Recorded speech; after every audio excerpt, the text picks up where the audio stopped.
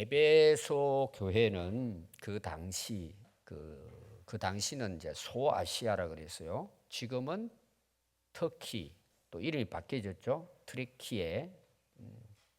거기에 중심 도시가 에베소입니다. 지금도 터키 성지순례를 가면 첫 번째 가장 중요하게 찾아가는 곳이 이 에베소 그 당시 도시입니다. 가보면은 지금부터 한 2000년 전이니까 거기 남아있는 건물이 있어요. 근데 그 당시 2000년 전이니까 어마어마하게 발전된 도시라는 걸 볼 수 있습니다. 여러분이 이제 아고라는 말 들어봤죠? 요새 이거 사용하잖아요. 그게 그 에베소에 있습니다. 그 아고라가 뭐냐? 그 당시 시장이에요. 2000년 전입니다. 거기 뭐도 있는 줄 아세요? 목욕탕도 있고 수세식 화장실도 있습니다. 굉장히 발전됐고, 근데 지금은 거기가 물이 말랐는데 에베소 그 도시, 그 시장 안으로 바닷물이 들어왔어요. 배가 그쪽으로. 왜 들어왔을까요? 무역을 하기 위해서. 그 배에 들어오는 그것이 뭐가 있느냐? 원형 극장이 있습니다.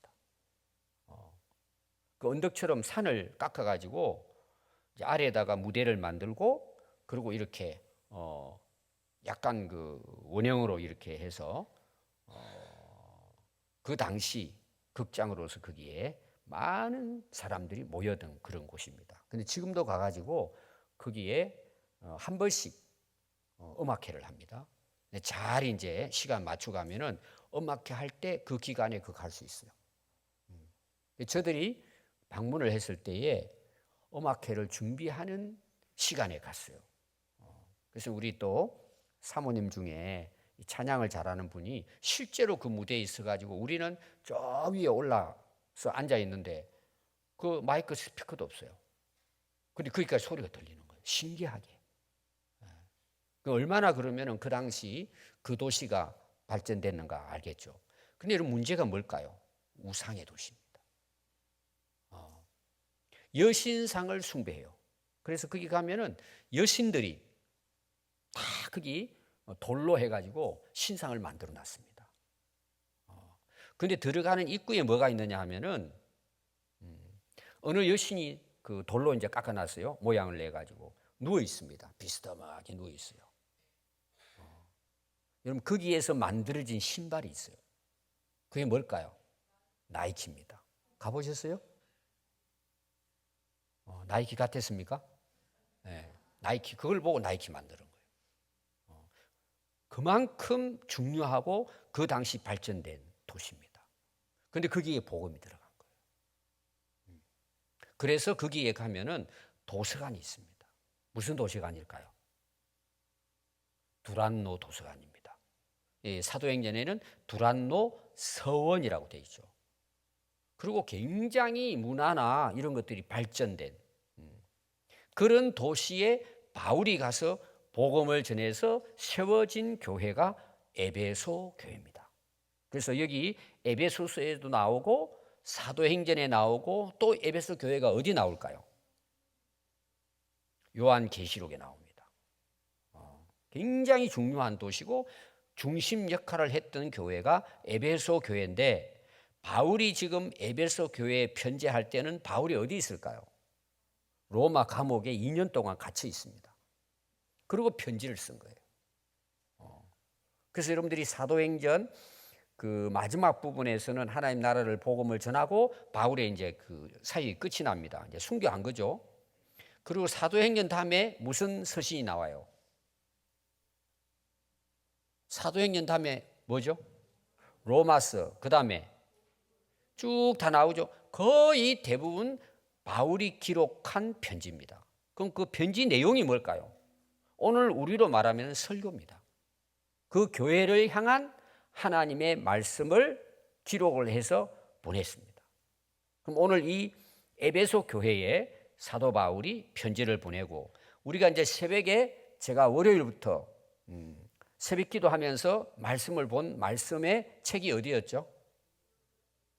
골로새서입니다. 골로새서도 에베소 교회에 붙어 있는 건 아닌데 그 소아시아 지역의 지형으로 보면 가까운 곳이에요. 약간 동북쪽에 있는 골로새 한 200km 됩니다. 200km. 여기서 뭐 아마 경기도 정도. 근데 그 영향이 에베소 교회로부터 빌립보 교회가 영향을 받았다. 이렇게 봅니다. 그러니까 내용을 여러분들이 보면 이번 월요일 날 제가 그 골로새서 말씀을 봤기 때문에 거의 전해지는 내용이 비슷한 내용입니다. 그럼 어떤 말씀을 전했는가? 오늘 몇 가지만 제가 하나하나 설명하려면 시간이 걸리니까 중요한 대목 몇 가지만 여러분들에게 말씀을 드리겠습니다. 바울이 항상 편지를 쓸 때 자기를 소개합니다. 뭐라고 소개할까요? 항상 두 가지가 나옵니다. 첫 번째는 뭐냐? 나는 하나님의 뜻대로 사도가 됐다. 두 번째는 뭘까요? 나는 예수 그리스도의 사도다. 두 가지를 이야기합니다. 제가 골로새서 그 1장 1절 볼 때 이거 강조를 많이 했죠. 여러분들이 이제 그 설교를 들어보시면 나옵니다. 오늘 이제 내용을 여러분들이 이제 잘 보시면 이제 바울이 이야기하려고 하는 것은 그 3절에 나옵니다. 오늘 우리 그 앞에 찬양할 때도 나왔는데 하나님께서 이 에베소 교회에 하나님께서 주시는 복이 뭔가? 모든 신령한 복이다. 이렇게 나옵니다. 우리가 복에 대한 말씀을 많이 하잖아요. 또 우리가 복 받기를 원하고 복된 인생을 살기를 원합니다. 그럼 그 복이 뭐냐? 하나님이 우리에게 주시고자 하시는 복이 뭐냐는 거예요. 근데 우리가 성경을 잘 모르면 하나님의 말씀을 잘 모르면 그 복을 어떻게 생각하느냐? 내가 원하는 것, 내가 바라는 것을 이룰 때 그걸 복이라고 봅니다. 그것도 이런 복입니다. 근데 그것은 하나님이 우리에게 주시고자 하시는 이 모든 신령한 복에 비하면 그것은 억만분의 1도 안 됩니다. 그런데 우리는 거기 매여 있는 거죠. 이런 복을 달라고. 여러분들이 그걸 예를 들어서 누렸다고 생각해 보십시오. 여러분들이 나름대로 재벌이 됐어요. 물질적으로 많은 것을 가지고 있어요. 여러분 그분들에게 찾아가서 물어보세요. 당신의 인생에 행복하십니까? 모든 것에 만족하십니까? 여러분 한번 물어보세요. 뭐 저는 그런 사람 만나서 물어보진 않았지만 그분들의 이 삶이라든지 그분들의 일대기, 그분들의 소개하는 내용을 보면은 그렇지 못하더라고 다. 근데 우리는 자꾸 그렇게 그런 것을 쫓아간단 말이에요. 자, 제가 복이 아니라고 말하지 않았어요. 이제 제 표현입니다. 억만분의 1. 비교 안 된다는 내용이에요. 근데 우리는 거기 매여 있는 거예요. 하나님이 우리에게 주시는 복을 그 정도로 생각하는 거예요. 여러분 이거 하나만 제대로 알고 성경을 읽어도 창세기부터 요한계시록까지 읽어도 여러분들이 성경을 오해한다든지 착각하지 않아요. 우리는 대개 어떤 생각을 하느냐? 하나님이 정말 우리에게 주시고자 하시는 오늘 바울이 에베소 교회 성도들에게 너희들이 이런 복을 받아라. 모든 신령한 복을 받아 누리기를 원한다 하는 이 복 가운데는 우리가 생각하고 있는 복이 아니라는 걸 여러분 오늘 알게 돼요. 그럼 하나님께서 우리가 먹고 마시고 살아가는 데 있어서 하나님께서 복을 안 주실까요? 여러분 그 복을 주셨기에 지금 우리가 살고 있잖아요. 여러분 우리나라가 140년 전에 선교사님들이 오셔서 복음을 전해주지 않았다 그러면 우리는 지금 북한보다 더 가난할 수 있어요. 어떤 경우는 공산주의 될 수 있어요. 어떤 경우에는 일본의 지금 지배를 받고 우리 한민족은 세계의 유대인들처럼 디아스포라 흩어져 살았을지도 몰라요. 우리나라 임시정부가 중국이었잖아요. 나라 없이 여러분 떠돌아다니는 그런 민족이 되었을지도 몰라요. 여러분 선교사님들이 오셔서 복음을 전했잖아요. 그때부터 한국이 생각이라든지 가치관이 바뀌기 시작한 거예요. 하나님 말씀으로. 그게 오늘 여기까지 있는 거예요. 여러분 북한이 왜 불행해졌을까요? 여러분 가난하니까 불행할까요? 경제가 어려우니까 불행할까요? 하나님이 없는 인간이 우상화됐기 때문에 불행한 거예요. 더 문제는 그게 불행인지도 몰라요. 갇혀 살기 때문에. 우리 민족이 140년 전에 그랬어요. 밥도 먹기 어려운 시절이었어요. 근데 복을 주셨잖아요, 여러분. 그럼 이 복 주시려고 예를 들어 우리가 이제 경제적으로 성장을 해가지고 먹고 마시는 거 해결됐어요. 그게 하나님이 우리에게 주시는 복일까요? 선교사들이 오셔서 그 복을 누리도록 이 땅에 오셨을까요? 근데 그들은 정말 이 땅에 우리가 먹고 살아가는 데 대해서도 여러분 굉장히 노력을 했습니다. 그리고 막 미국의 후원 물품도 가져와 가지고 어려운 사람들 먹여 살리고 땅도 개간해서 좋은 품종에 또 개량해 가지고 그 곡물도 많이 생산하게 하고 또 뭐 문화, 예술, 여러분 야구, 축구, 테니스 이런 거 전부 다 선교사님들이 와가지고 가르친 겁니다. 시작이 우리나라에서 여러분 생겨난 게 아닙니다. 선교사들이 다 가르쳐. 특히 음악. 그럼 여러분 선교사님이 그것 때문에 오셨을까요? 여러분 병원도 있고 학교도 있어요. 그걸 우리에게 전달하기 위해서 선교사님들이 목숨을 걸고 순교했을까요? 오늘 이 신령한 복을 우리에게 주시기 위해서 오신 거예요. 근데 오늘 여러분 보십시오. 우리가 그런 하나님의 은혜로 경제적으로 부흥했어요. 성장했습니다. 먹고 사는데 지장 없습니다. 그럼 하루 아마 한 끼 먹는 거 걱정하고 사는 사람은 여기 한 분도 안 계실 거예요. 해결됐습니다, 다. 그럼 여러분 그걸 우리가 누리기 위해서 예수 믿는 걸까요? 근데 대부분 사람들이 먹고 마시는 즐기는 데다가 복이라고 가치관을 두고 그것 쫓아 살아가니까 신앙은 땅바닥이 돼가는 거예요. 하나님 주신 그 영원한 복을. 그러면 거기에는 누가 장난을 칠까요? 사단 마귀가 속인단 말이에요. 마귀의 괴계란 말이에요. 거기에 붙잡히게 하는 거예요. 저는 이제 개인적으로 그래요. 여러분들이 건강하고 장사도 잘 되고 직장도 승진하고 오늘 제가 어느 집사님 만나가지고 사위가 연봉이 얼마냐 제가 물어봤어요. 직선적으로 물어봤더니 또 알려주시더라고. 그 정도면 대단하죠, 사위가. 여러분 연봉 높아지는 건 좋은 거죠. 여러분 저는 그렇게 여러분들이 되기를 바라요. 제가 너무 이제 강하게 하니까 아멘도 안 나와요. 이것도 복입니다, 여러분. 그러나 우리 인생의 목적이 그게 아니라는 이야기예요, 제가. 거기에 매여 살아보세요, 여러분. 제가 주일날 이야기했잖아요. 험악한 세월을 보내다 가는 거예요, 여러분. 그게 복이 아니란 말이에요. 하나님이 진짜 주고자 하시는 것은 오늘 말씀하는 신령한 모든 복이란 말이에요. 여러분 신령한 복을 깨닫기까지는 쉽지 않아요, 여러분. 눈에 안 보이니까. 그거는 누려본 사람만 아는 거예요. 그게 왜 신령한 복이고 하나님이 이걸 우리에게 왜 주셨는지를 경험한 사람은 압니다, 여러분, 그걸. 그래서 예를 들면 여러분 정말 이 신령한 복을 깨닫게 되면요, 사람이 그렇잖아요. 다른 사람이 잘 되는 것보다 나 잘못될 수 있어요, 좀. 내가 그 사람보다 좀 못할 수 있어요. 못 가질 수 있어요. 어떤 경우에 다른 사람과 비교해가지고 제가 별로 가진 것도 없이 힘들게 살 수 있어요. 그래도 하나님이 주신 이 신령한 복을 깨닫게 되면은 그거를 초월하는 것이 아니라 초월 안 해도 그냥 됩니다, 여러분. 이걸 깨닫기 때문에. 왜 그걸 자기가 누리잖아요. 그래서 오늘 몇 가지로 말씀을 드리고 싶습니다. 제가 이제 정리해서 말씀드립니다. 하나하나 설명하기보다는 첫 번째 뭐냐? 어떤 사람이 이 복을 누리는가? 하나님 뜻을 알고 그 뜻을 따라 사는 사람입니다. 여러분 부모님이 이제 자녀 낳았잖아요. 기르잖아요. 그리고 애들은 모르잖아요. 어릴 때부터 가르치잖아요. 이제 우리가 정상적인 부모라고 생각했을 때 너 이렇게 살아야 된다. 이렇게 살았으면 좋겠다. 아기 때부터 이야기하잖아요. 가르치고 이렇게 하잖아요. 그럼 부모님들이 왜 자녀들에게 어릴 때부터 너 이렇게 살아야 돼. 바르게 살아야 돼.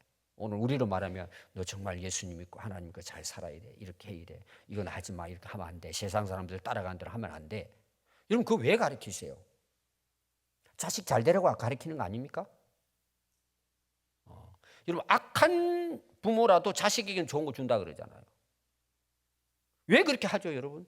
그 아이가 인생을 복되게 살아가도록 하기 위해서 어릴 때부터 부모가 가르치잖아요. 그럼 하나님이 우리에게 주신 이 하나님 말씀을 우리에게 왜 주셨을까요? 왜 하나님의 말씀대로 하나님의 뜻 뜻대로 살라고 계속해서 성경은 말하고 있을까요? 그게 가장 큰 복이기 때문이에요. 그러니까 지금 우리가 뭘 가졌느냐, 배웠느냐, 내 위치가 어디냐가 복이 아니라 지금 내가 하나님이 뜻을 행하시고 나를 통해 이루고자 하시는 그 뜻을 따라 지금 내가 살고 있다면 그 사람은 복 있는 사람이란 말이에요. 그게 복이란 말이에요, 여러분. 아무리 세상 것을 많이 가지고 뛰어나도 하나님의 뜻대로 살지 않으면 그것은 불행이에요. 뭐가 임할까요? 진노가 임하는 거예요. 하나님 뜻을 벗어났잖아요. 벗어난 게 죄란 말이에요. 그럼 하나님 뜻대로 산다는 게 여러분 어떻게 사는 거예요? 말씀대로 사는 거예요. 여러분들이 기도할 때 여러분들이 제가 늘 이야기하잖아요. 주기도문 하시라고. 주기도문의 첫 번째 기도 내용이 뭐예요, 여러분? 하늘에 계신 우리 아버지, 우리 하나님 아버지잖아요. 아버지는 우리 인생을 책임지고 우리에게 말씀하시고 이렇게 살아라고 하는 내 아버지잖아요. 그럼 하늘에 계신 우리 아버지, 그 다음 기도가 뭐예요? 하나님의 이름이 높아지게. 그러니까 우리를 통해 하나님이, 우리가 그 부모가 있잖아요. 자녀들이 그렇게 바르게 아버지 뜻대로 살아가면 자녀들이 훌륭한 사람 되잖아요. 그러면 그 부모님의 이름을 높이는 거잖아요. 하나님을, 아버지의 이름을 높이는 거잖아요. 영광되게 하는 거잖아요. 그럼 그렇게 하기 위해서 어떻게 해야 된다는 거예요? 하늘에 계신 우리 아버지, 아버지의 이름을 거룩히 여김을 받으시고, 그 다음에요. 뜻이? 그게 다른 말로 말하면 하나님 저를 향한 뜻 있죠. 우리 교회를 향한 뜻이 있죠. 우리 자녀를 향한 뜻이 있죠. 하나님 그 뜻대로 살기를 원합니다. 그 기도예요. 사실은 하나예요. 하나님 뜻대로 살게 해주세요. 근데 내가 그 뜻을 따라 사는 거예요. 이거는 엄청난 축복이에요. 내가 가장 복된 인생을 사는 길은 하나님의 뜻을 따라 사는 거예요. 왜? 하나님 우리를 만드셨죠. 우리를 구원하셨죠. 그럼 그 구원하신 그 목적이 뭐예요? 하나님 뜻대로 살라고. 여러분 부모가 자녀에게 어릴 때부터 이렇게 가르쳤어요. 근데 어릴 때부터 아이가, 예를 들어서 우리 아이들에게 주로 하는 이야기가 뭘까요? 공부 잘하는 거잖아요. 예를 들면 어릴 때부터 부모의 뜻이 아빠 엄마는 내가 공부 잘하는 거, 또 어떤 부모는 또 너 서울대학 가라, 뭐 예를 들어서 부담스럽지만 근데 애가 그 엄마 말씀 아빠 말씀을 잘 듣고 공부 열심히 해가지고 서울대학을 갔어요. 누구에게 복이에요? 제가 쉽게 지금 설명하잖아요. 자기에게 복이죠. 그 부모 말씀을 어릴 때부터 잘 부모님 말씀을 귀담아 듣고, 그래 노는 거는 이 정도만 하고 게임은 한 30분만 하고, 그래도 하고 싶으니까 그거 안 하면 잠도 안 오고 공부가 안 되니까 30분 해라 다 해놓고 그 정도 하고, 그 다음에 앉아서 우리 아빠 엄마가 항상 이거 해라 저거 해라 너 앞으로 꿈을 가지고 해라. 근데 그걸 그대로 부모의 뜻을 따라서 부모에게 효도하는 마음으로 열심히 공부했더니 세계적인 인물이 된 거예요. 누가 잘 된 거예요, 여러분? 자기가 복이잖아요, 여러분. 근데 그렇게 부모는 내가 원하는 거 이거다, 네가 이렇게 되고 해도 듣는 둥 마는 둥 관심도 없고 맨날 게임이나 하고 못된 친구들 돌아다니면서 아직 우리 그러잖아요. 옛날에는 그 부모 어른들이 그랬잖아요. 동네에서 잘못하면, 저는 그런 걸 들었거든요. 이마에 뭐도 안 발랐어요. 그게 무슨 뜻인지 아세요? 이마에 피도 안 바른 놈이, 이런 욕을 했단 말이에요. 어른들이 나쁜 짓을 하면. 지금은요 부모 말 듣는 초등학교 올라가도 안 된다 그러더라고. 어떤 사람은 어린이집만 가도 안 듣는데, 여러분 그렇게 살면 어떻게 될까요, 여러분? 뻔한 거예요, 여러분. 뻔한 거예요. 다 지금 어른들도 마찬가지예요. 어릴 때 여러분 부모님 말씀만 잘 들었다면 지금보다는 내가 훨씬 나았을 텐데 왜 그렇게 살았을까? 후회하잖아요. 이번에 제가 가서 기숙사 학생들 하나하나 몇 명 안 되니까 체크 다 했어요. 그리고 지금은 어떠냐? 지금까지 살아오면서 다 보니까 부모님 말씀 안 들었더라고. 어떤 애는 약간 눈을 봤더니 약간 눈물이 좀 비치는 거죠. 우리 다 그런 거예요, 대부분 보니까. 여러분 하나님의 뜻을 따라 지금 내가 살고 있다면 그게 복이에요. 지나가서도 어쩔 수 없어요. 지금부터라도. 두 번째 복이 뭔 줄 아세요? 그게 여러분 그 3절 1절에 나오죠. 찬송입니다. 여러분 하나님 뜻대로 사는 사람은요 입에서 노래가 나옵니다. 살면 살수록 이게 야, 내가 진짜 하나님을 알고 예수님을 알고 그 뜻을 그 말씀대로 살아가니까요. 항상 감사와 찬송이 나오는 거예요. 감사와 찬송은 같이 나옵니다. 너무 감사하고 기쁘니까 뭐가 나와요, 여러분? 좋은 일이 생기니까 뭐가 나와요? 노래 나오잖아요. 흥얼거리잖아요. 그건 누구나 다 마찬가지예요. 여러분 좋은 일이 있으면요, 마음이 기쁨이 있잖아요. 찬송이 나오는 거예요. 쉽게 말하면 복 받았잖아요. 야, 진짜 내가 하나님 말씀대로 살았더니 야, 진짜 하나님께서 나에게 이런 은혜를 주시는구나. 앞에는 보니까 은혜와 평강이라고 나오세요. 그 다 복에 속하는 거 말이에요. 하나님 뜻대로 살면요, 하나님 은혜가 넘칩니다. 갈수록. 그리고 뭘까요? 평안이에요. 평안. 평강, 뭐 평안, 평화 다 똑같은 말이에요. 우리나라 말로 말하면 안녕. 옆에 있는 분이 인사해 봅시다. 안녕하십니까? 여러분, 이게 이스라엘 백성들에게는 샬롬이에요. 평화. 이 말이 원래 뜻이 뭔 줄 아시죠? 지금 이스라엘하고 하마스하고 지금 레바논 그쪽에 해주보려고 전쟁하고 있죠. 여러분 잘 생각해 보세요. 이스라엘이란 나라가 좁은 나라예요. 우리나라 아마 그 강원도 정도 인구도 많이 안 돼요. 맨날 싸우죠. 전쟁하죠. 옛날에도 그래서 이스라엘 역사는. 그럼 지금 잠을 제대로 자겠습니까? 언제 미사일이 지금 터질지. 근데 아침에 딱 일어났어요.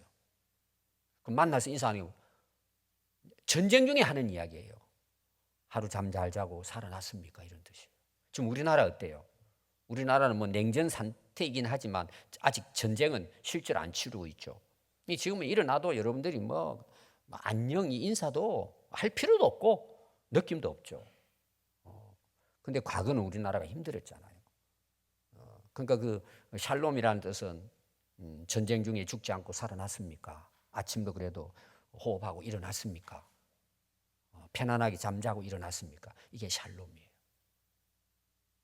물론 우리가 지금 전쟁은 치르지 않지만 여러분 살아가는 게 만만치 않잖아요. 그런데 우리가 하나님 뜻을 따라 살면 잠도 푹 잡니다. 고민할까요? 없습니다. 고민할 게 뭐가 있어요? 하나님 뜻대로 살면 되지. 답이 딱 정해져 있는데.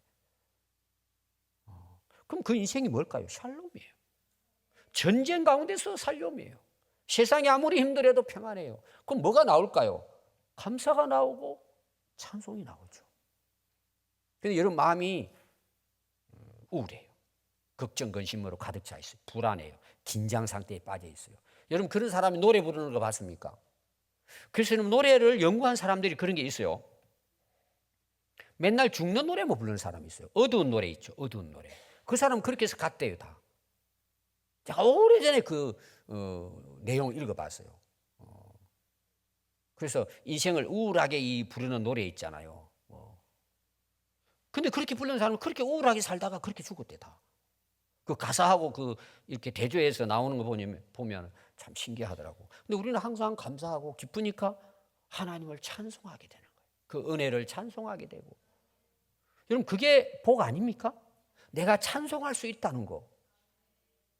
내가 노래하고 기뻐하고 늘 감사하고. 여러분 그건 돈하고 가진 거하고 지위하고 다른 거예요, 여러분. 하나님이 주시는 복이에요. 이 하나님 우리에게 주시고자 하시는 복이란 말이에요. 지금 바울이 감옥에 있어요. 감옥에. 찬송하려다는 거예요. 찬송하다. 그럼 뭘 찬송했을까요? 뭐가 복이기 때문에 찬송했을까? 거기 보니까 이제 몇 가지 나옵니다. 3절에 보니까 하나님 곧 우리 주 예수 그리스도의 아버지께서 그리스도 안에서 하늘에 속한 모든 신령한 복을 우리에게 주셨대요. 4절 한번 보십시오. 창세전에 그리스도 안에서 우리를 택하신 사 우리로 사랑 안에서 그 앞에 거룩하고 엄이 없게 하시려고 두 가지가 나옵니다. 예수님 믿음으로 예수님 안에서 우리를 택해 주셨대요. 하나님의 자녀로 택해 주셨다는 것입니다. 그리고 그냥 택해서 우리를 구원해 주신 것만이 아니고 우리를 험이 없게 하신다는 거예요. 거룩하게 살게 하는 거죠. 옛날의 생활을 벗어버리고 새로운 삶을 살아가도록 우리를 구원하셨을 뿐만 아니라 구원받은 백성으로서 이 세상에 살아가지만 거룩하게 살아가도록 험이 없게 하시려고.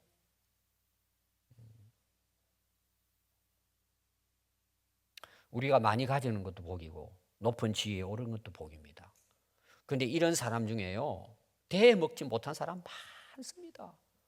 저질 같은 사람 많습니다.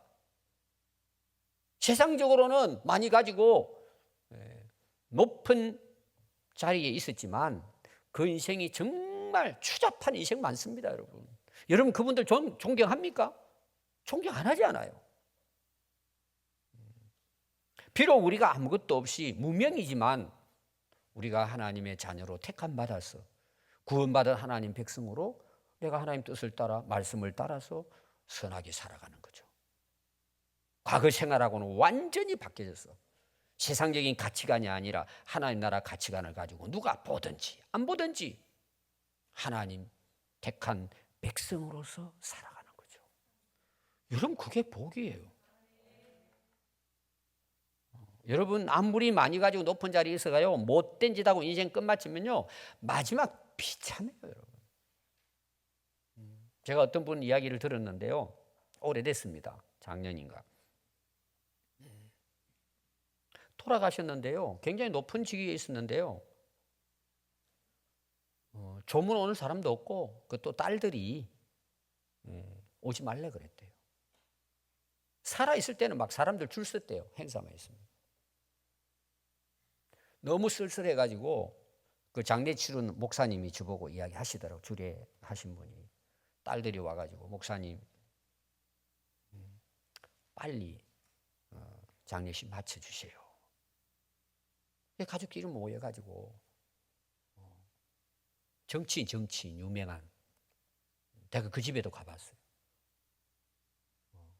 딸만, 제가 그분 봄에 이야기 듣고 한번 그 예화도 했을 거예요. 딸만 넷인가 아들이었고, 그 중에는 또 우리나라 유명한 사람하고 결혼해가지고 한참 80년대인가 그 TV 나오고 이제 그런 가정이에요. 그 아버지 장로님이었어요. 딸들이 결혼식 빨리 마쳐달라고. 그 아버지 때문에 창피하다는 거죠. 손님들도 안 오고. 여러분 높은 자리, 돈 많다고 복이 아니에요. 사람답게 살다 가야 돼요. 그렇게 하나님 앞에서 우리가 그렇게 거룩하게 살아가는 그 자체가 복이라니까요. 그게 자녀들에게 유산이에요, 여러분. 또 이런 4절 한번 보십시오. 곧 창세전에 그리스도 안에서 우리를 택하신 우리로 사랑 안에 거룩하고 흠이 없게 하시려고 그의 기쁘신 뜻대로, 하나님 뜻이죠, 우리를 예정하사 택하사 예수 그리스도로 말미암아 자기 아들이 되게 하셨대요. 하나님께서 하나님의 뜻 가운데 그리스도 안에서 우리를 택하여서 하나님 백성뿐만 아니라 자기의 아들이 되게 하셨대요. 다른 성경에 보면은 예수님과 같이 자기 아들 되게 하셨다는 거예요.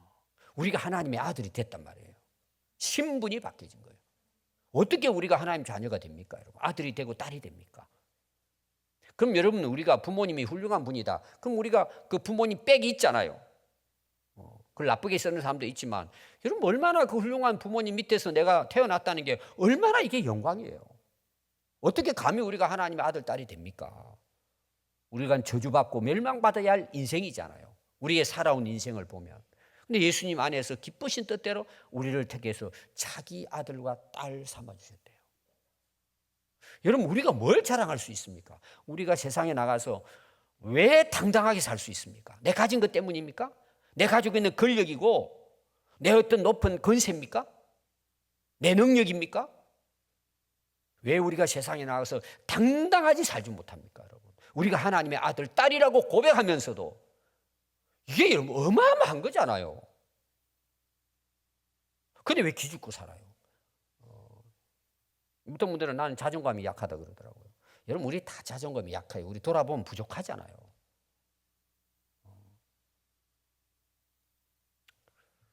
저는 예수 믿고 나서 참 은혜 중에 하나가 이거예요. 하나님 내 아버지시구나. 제가 이 간증도 매번 했을 거예요, 여러분. 초창기에는 제가. 우리 아버지시잖아요, 하나님이. 나는 그분의 아들, 딸이잖아요. 여러분, 두려울 게 있습니까?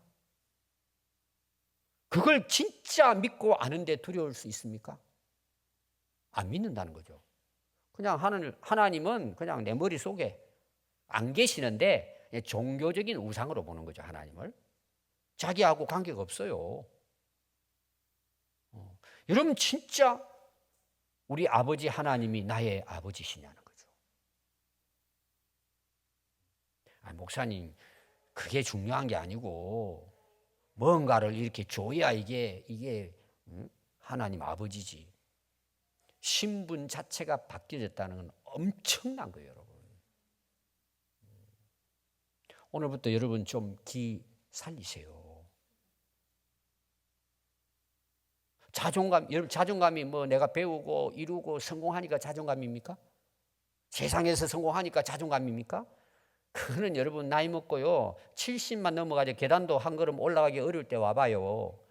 아무것도 아니에요. 그게 실제로 그래요, 여러분. 아무것도 아니에요. 요양원에가 누워있어 보세요, 여러분. 대통령이 무슨 의미가 있고 재벌이 무슨 의미가 있냐고, 여러분. 여러분 하나님 아들과 하나님 딸이잖아요. 내가 그걸 어떻게 진짜 받아들이냐, 이게 문제죠. 저는 고아처럼 자랐어요. 고등학교 졸업하고 신학교 간다고 거의 집에서 쫓겨나서 식구들에게 완전히 그냥 따돌림 당하고. 그래서 저는 기죽어 본 적이 한 번도 없어요. 이건 이제 세상적으로 말하는 게 아니에요. 두려워한 적도 없고. 저는 홀로서기 했어요. 홀로서기는 아니죠. 저는 하나님을 믿었기 때문에. 이유는 저는 한 가지밖에 없어요. 저는 하나님을 믿어요. 저는 하나님을 나의 아버지라고 믿어요. 우리의 선한 목자인 걸 저는 믿어요. 제가 잠시 올라와서 기도하는데도 감사했어요. 제가 여기 있다는 자체가. 다 보니까 하나님께서 인도하신 거예요. 진짜 선하신 뜻대로 인도해 주신 거예요. 제가 간증하라 그러면 진짜 하나하나 다 간증할 수 있어요. 제가 한 게 없어요. 하나님은 진짜 우리의 아버지십니다. 그럼 왜 길을 못 펴요, 여러분? 공부 못하는 게 뭐 특별한 겁니까? 사정이 있어 공부도 못하고 또 게을러서 공부도 못했겠지만 우리 신분은 하나님의 아들, 딸이잖아요. 왜 여러분 우리가 당당하게 못 삽니까? 왜 우리가 세상에 나가서 참 세상 사람들처럼 그 너저분하게 왜 살아요, 여러분? 하나님 자녀답게. 옛날에 선비들은요 물을 마시고도 이쑤시개로 집에 나올 때 이쑤시개를 이렇게 뭐라 그럽니까? 이빨 찔러가면서 나왔다 그러잖아요. 고기 먹고 나왔다고. 지금 3일 굶었는데도. 우리 그거 받지 못하면 되겠습니까? 여러분 예수 믿고 나서 나가면 당당해야지. 효과 한 일주일은 가야지. 그 다음에 잠주일 오면 또 믿습니다. 그러고 일주일 가면 그렇게 사는 거잖아요. 기가 팍 죽어가지고 뭐 목사님 가진 것도 뭐도 물론 우리 아픔 힘들죠. 살아가면서. 이게 복이란 말이에요, 여러분. 하나님 자녀 된 것이 복이란 말이에요, 여러분. 그럼 여러분 지난주에 설교했잖아요. 하나님 나라의 상속자잖아요. 하늘나라 다 있잖아요. 목사님 지금 찾아 먹어야죠. 먹을 수 있어요, 여러분. 뜻대로 험없이 살아보세요, 여러분. 그리고 주신 거 흥청망청 여러분 헛된 데 쓰지 말고 하나님 뜻대로 쓰세요, 여러분. 하나님 기뻐하시는 대로 사세요. 부족함이 없어요, 여러분. 성경은 거짓말이 아니에요, 여러분. 믿으면 된단 말이에요, 그렇게. 마지막이에요, 여러분. 6절입니다. 이는 그가 사랑하시는 자 안에서 우리에게 거저 주시는 바 그 은혜의 영광이에요. 앞에 나오는 복이에요. 그걸 어떻게 한다고요? 찬송하게 하려는 것이다. 결론은 이거예요. 너희들이 나를 찬송하게 할 거야. 하나님이 주신 신령한 복을 통해서 너희들이 그 은혜와 평강을 인하여 너희들은 나를 찬송하게 될 거야. 하나님을 찬송할 거야. 여러분 사실은 에베소 1장 내용은 예수 믿고 살아가는 성도의 삶이 뭔가 하나님을 찬송하는 삶이에요. 하나님을 높이는 거죠. 그 이름을 높이는 거죠. 어디 있든지. 여러분 이런 복이 있기를 바랍니다. 기도하겠습니다.